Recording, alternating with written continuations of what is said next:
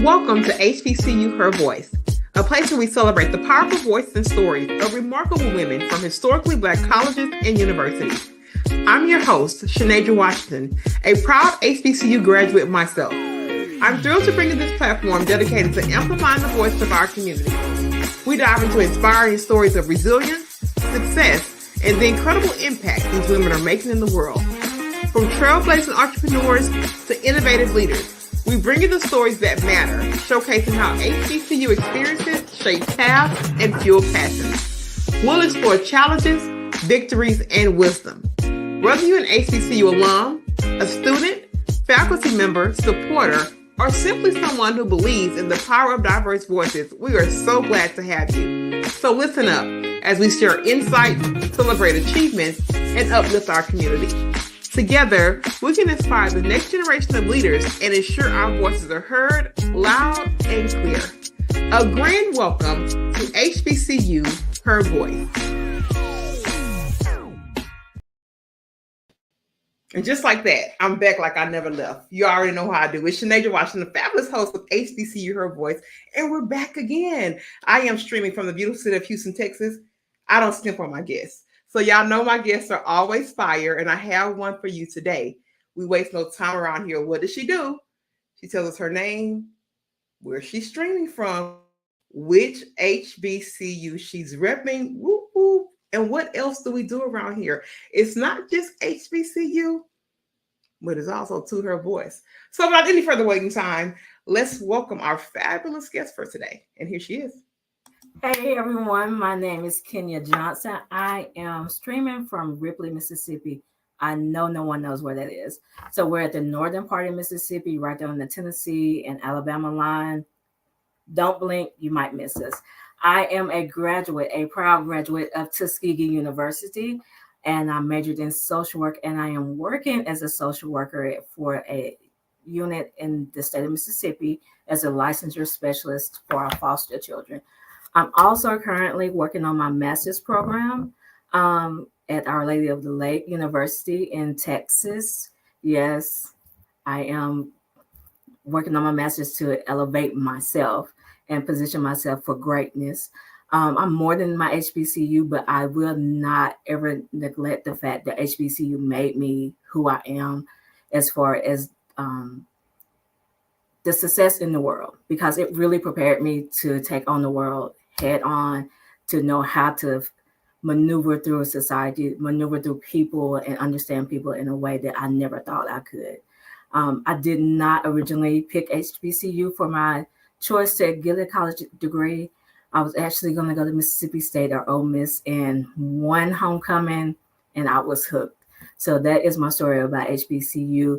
But my story doesn't end there. It continues on to be a successful Black woman, and to be able to recognize that not only I matter, but also the people that I serve matter as well. No matter where they come from, they matter just as much as I do.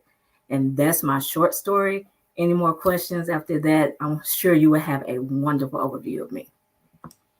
Of course, I got more questions. This is HBCU. This is HBCU, right? This is HBCU Her Voice. So, of course, I have more questions, and it's so important that we take the time to highlight our schools. That's really what the basis of this podcast started to be. And I always insert that my HBCU definitely, in a time where I was, of course, young. I mean, you're 18, 19 entering these schools. It's such a delicate time. Yeah. So to go into a place to where you're celebrated with such rich culture, I don't think I would have had any other way if I could turn back the hands of time. It is what I needed during that time, because it's such a delicate time. Like, you're just coming to adulthood, and you're starting to really shape your perspectives and really, really show up in the world. So for me, I always wanted to go to an HBCU, not the one that I fell into originally, but I had to go somewhere closer because I said I was a little sheltered. I was just talking to my cousin about this.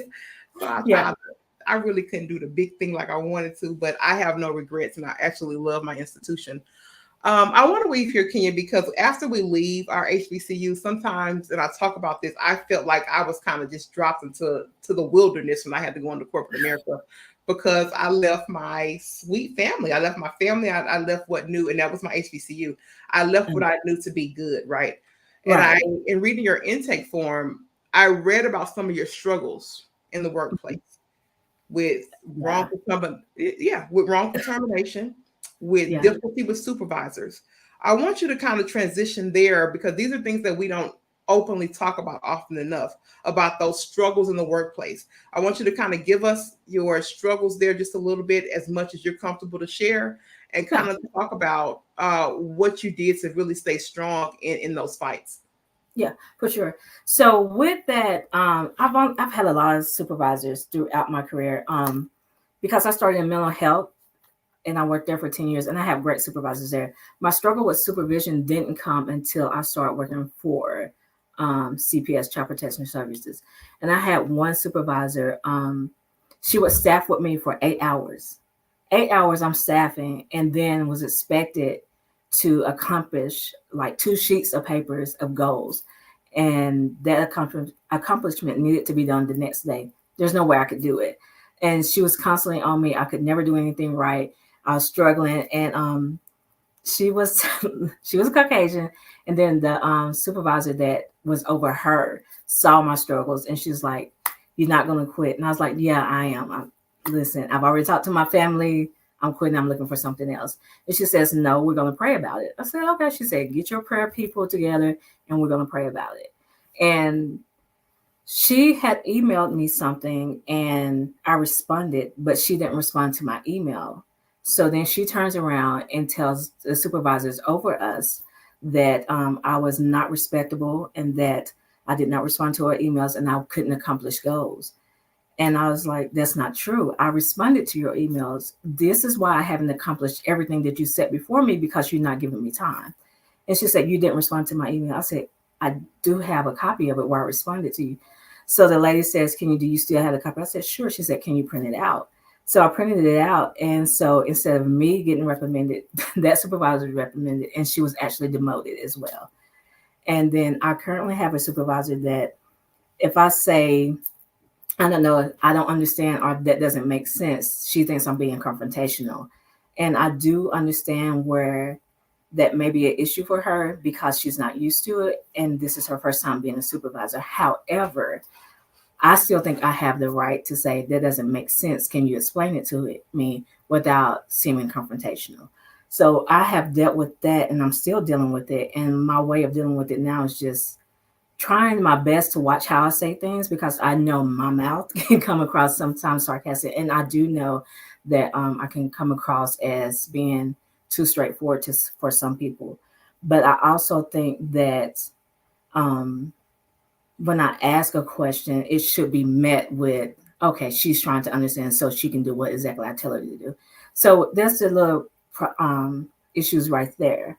And as far as like coming back into the workspace of just trying to make sure that I'm not misunderstood, that does not always happen.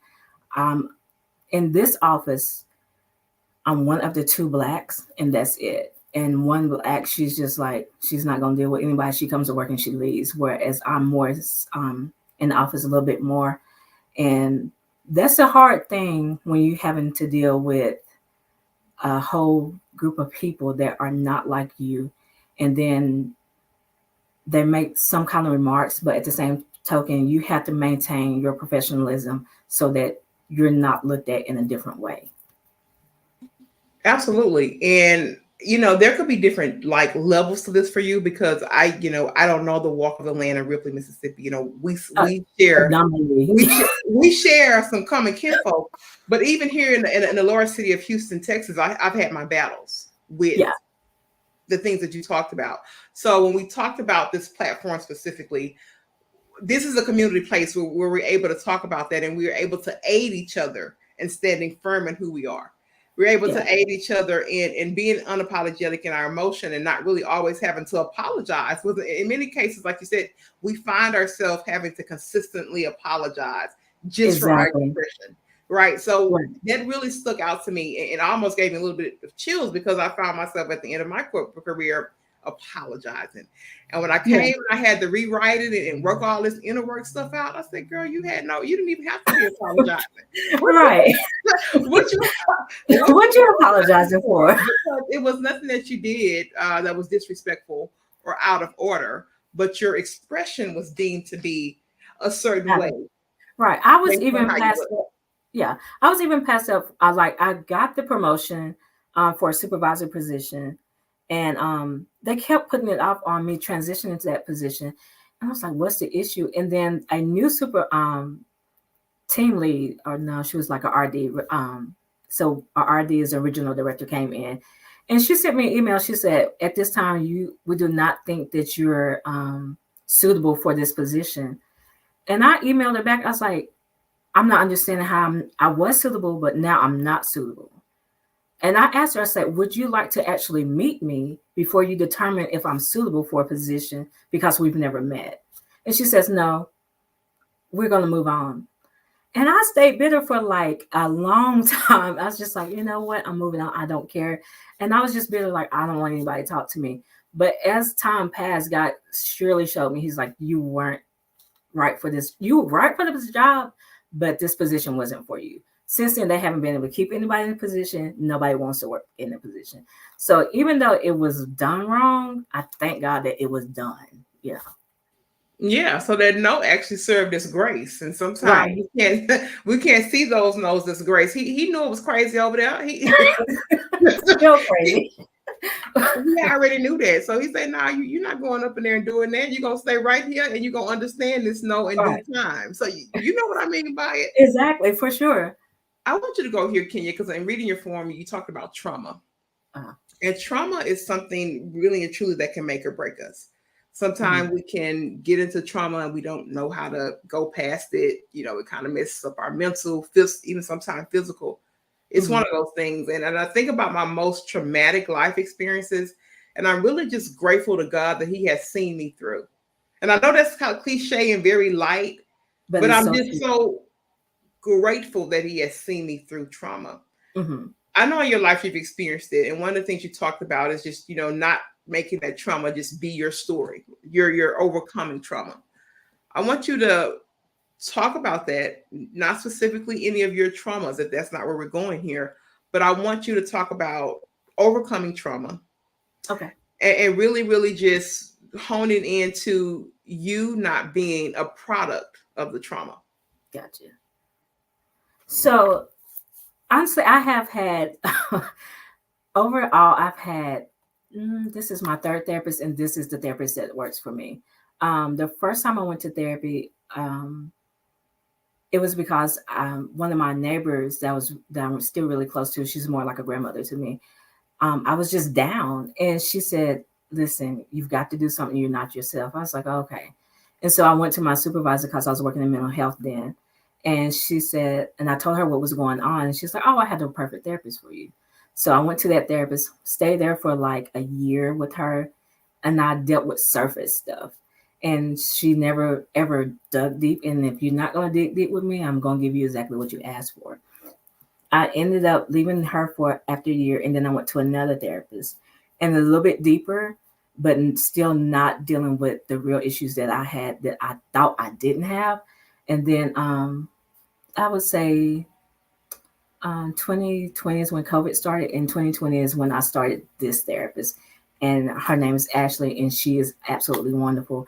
I was not prepared to deal with the issues that I didn't think I need to deal with, because in my mind, I thought that they happened and I can go on. But I figured out that I had pushed years and years of trauma, of anger, of depression, of frustrations, blaming myself for the things that happened to me, and never giving somebody else the accountability for the things that happened to me, and holding those people accountable.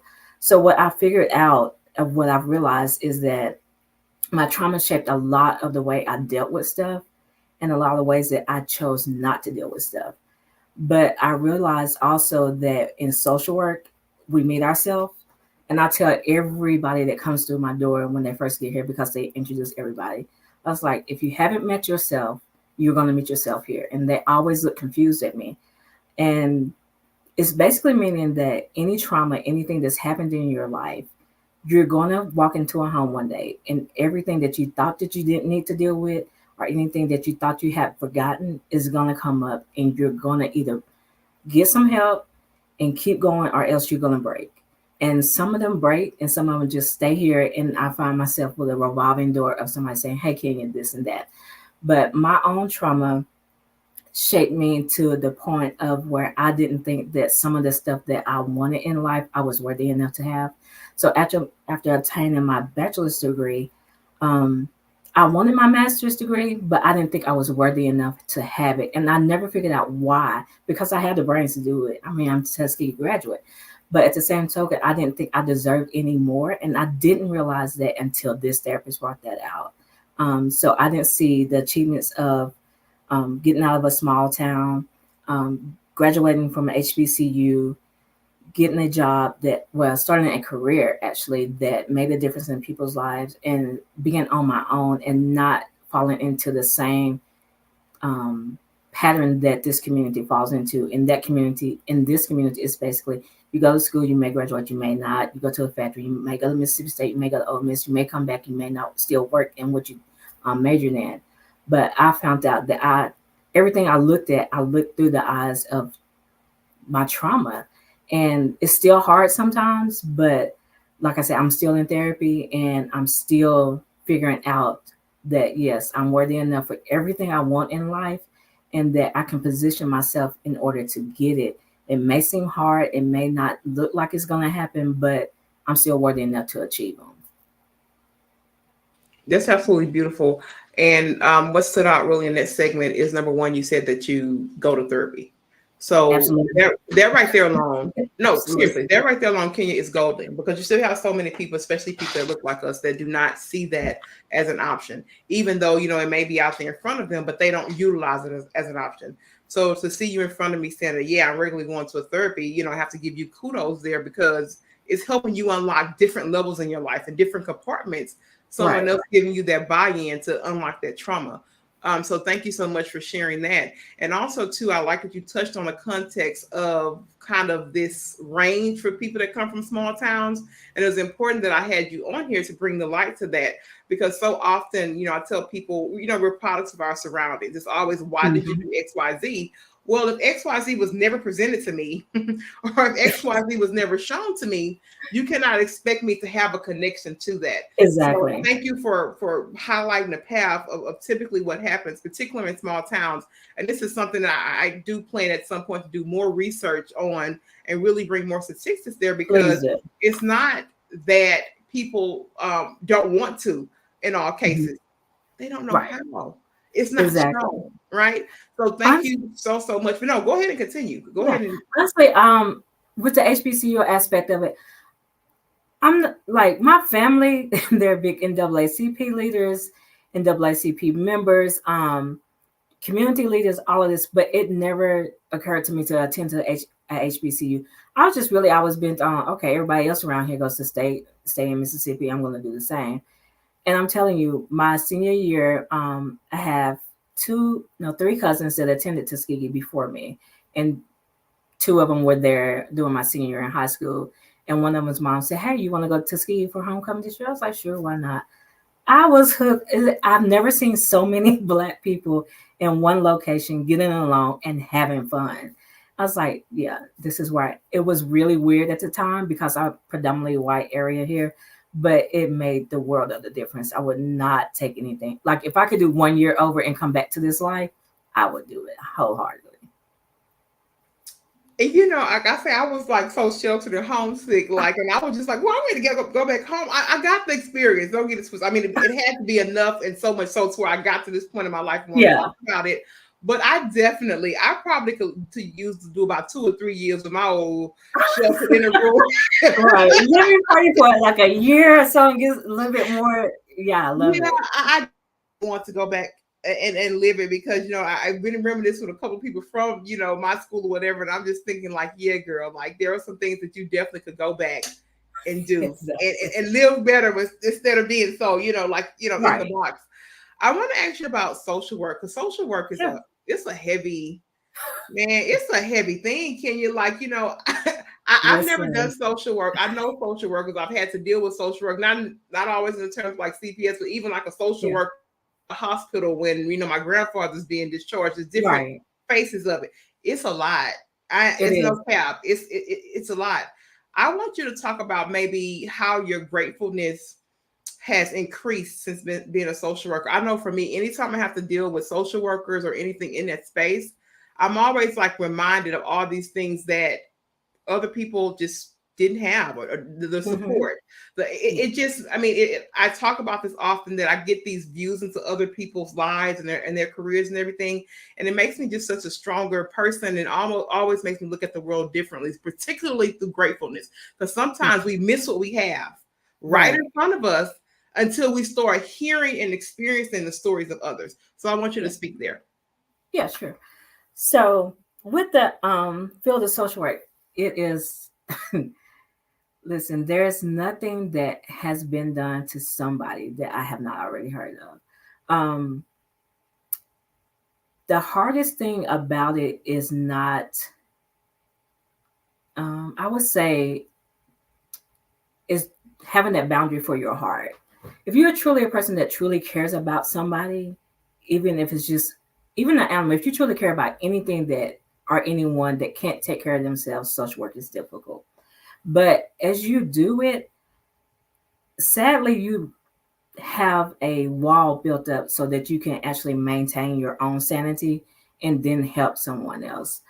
The hardest, the roughest case that I've seen, to give you an example, is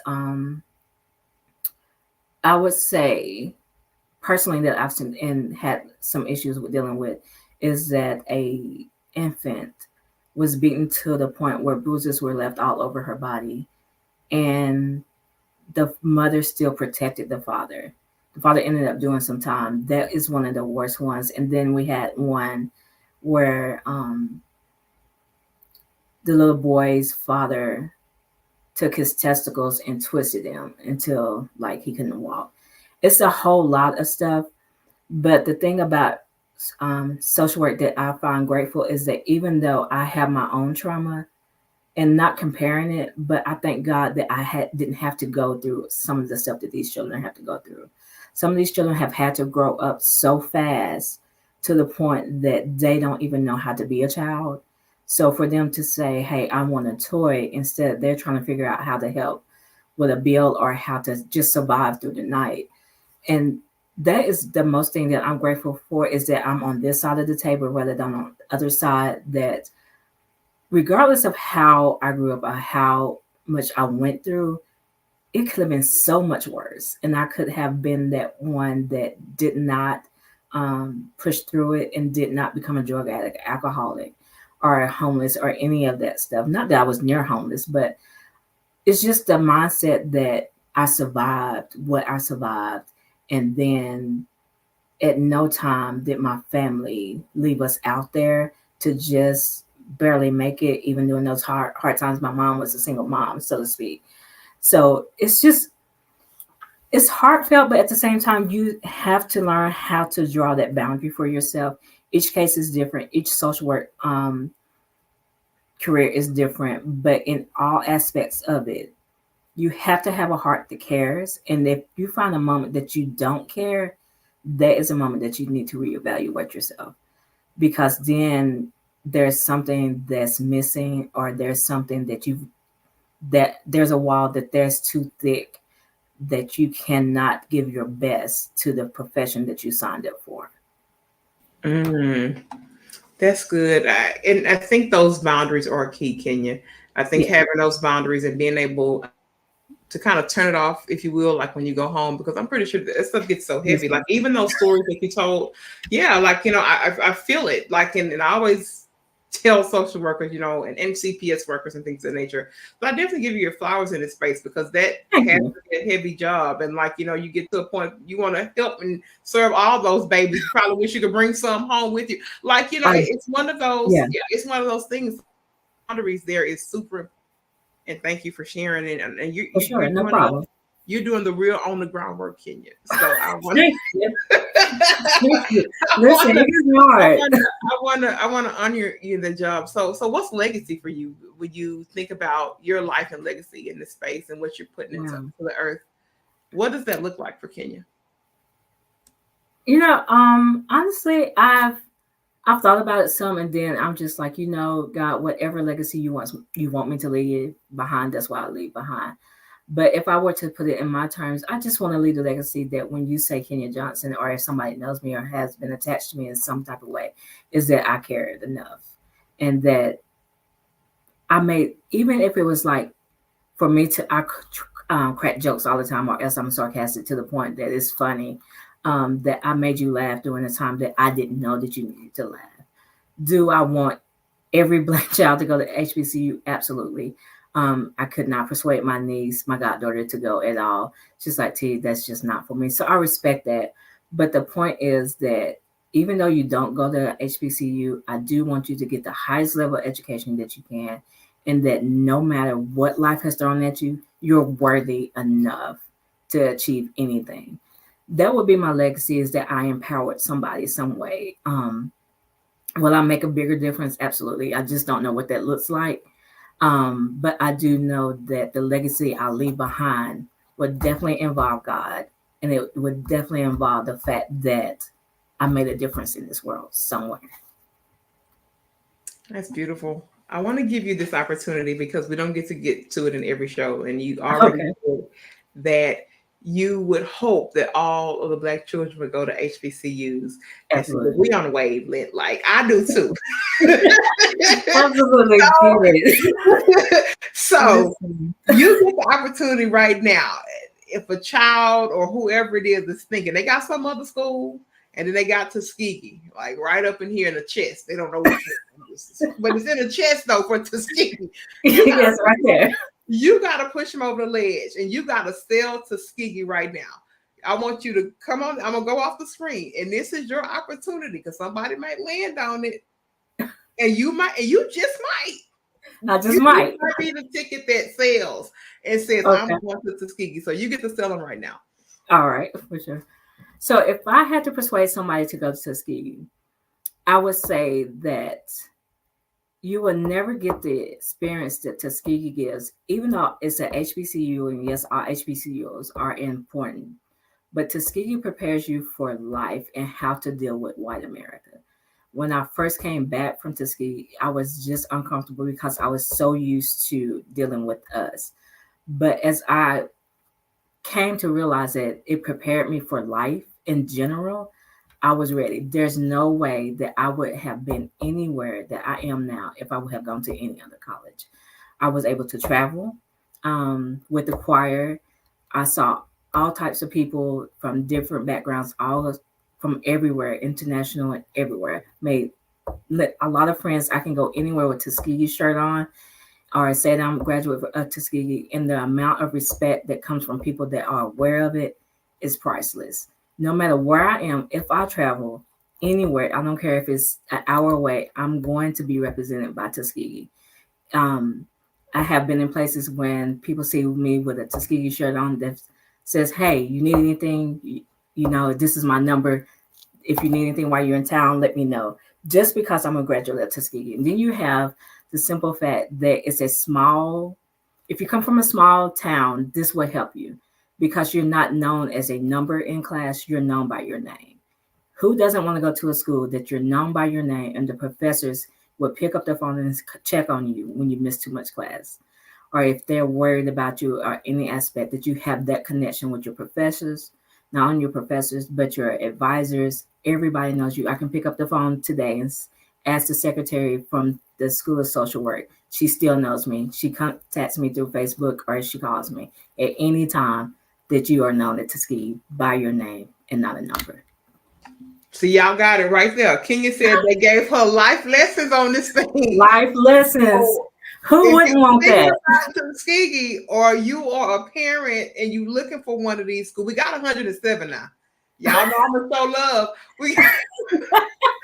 This is nothing like it. Nothing like a Tuskegee. But you got a representative here that says Tuskegee just might be the one. It Okay. is the one. It is Hey, the one. I said correctly. She say it's the one. So It's the one. if you on the line, Kenya just sold you. And if you made somebody go to Tuskegee because of this interview or consider it, you better reach out to Kenya and give us some kudos or something. Listen, if it's not me, my cousins, it's a whole lot of us that went. So I love it. Now this is the part, Kenya, where we cue to the show for your final thoughts. okay. If nothing else, I tell people, give us your final thoughts. Just give us something to take us home, something that really embodies the essence of Kenya. It is your time to tell us that. But before you do that, if anybody wants to connect with you on any level, and if you're comfortable sharing that, if you want to give anything in that respect, give that first, because we can't leave here without giving your contact details if someone needs to connect. And then you give us your final thoughts. Okay. So if you want to connect with me, you can email me at ksimilton, that's KSIMELTON at yahoo.com. I'm also on Facebook. I think it's Kinya Johnson. I may have my middle name in parentheses, which is Yvette Johnson. You can inbox me there, send me a friend request. I will accept it, no problem. And those are the only two ways that I really keep up with, because if I give you my cell phone number, I may think you're lying, or I may think this is a spam call and I may not answer. So I'd rather give you something that I can definitely respond to. If I had to leave with parting words for life, it definitely would be to always honor God. And in anything that you are setting forth to go toward, ask Him, consult Him about it. My whole career is God-led. Any position that I've been in, I've always prayed about it, and God's opened the door. If it wasn't meant for me, He's closed them, and I have no regrets. So definitely be God-led. Know that you're worthy of anything that you put your mind to. And when those times come that you don't think that you can, know that you can. I love that. And honoring God in everything you do is so super important. And I'm happy for you to say that freely and proudly and boldly, because we try to It hide. took me a while. We try to hide through so many other words and stuff, but saying that we honor God and we are proud to do that and we are worthy is a place that's always welcome here at HBCU Her Voice. I just want to say it from my mouth in case you don't know the vibe over here. But like listen, you got to. It's imperative. If you don't, you fail. That's when you fail, for sure. That's when you fail. But didn't I tell you it's going to be a good episode? Y'all you know did. I always keep it real good. I keep it real brief. I keep it real. This has been a listen. I hope I gave you the energy that you needed. Now, Kenya, don't you think? Yeah, you know I was gonna bring it if you didn't. I was gonna make sure I had plenty of portions. You were like, now come on, for both of us in this space, because that's really the energy that I want to embody. I want us showing up boldly, proudly, and showing everything that He has given us. Because most of the time, the things that we show are already innate. He put it in us when we were in our mother's womb, and that's real talk. For sure. I just want to say that and be clear. But we have reached the end of this episode. It has been amazing, Kenya. We got to stay connected. We have to stay connected. And I want to tell each and every one of you to let your voice shine. You know that I love you. You can never get away from that. And we'll be back next time with another amazing guest. And we're out. All right.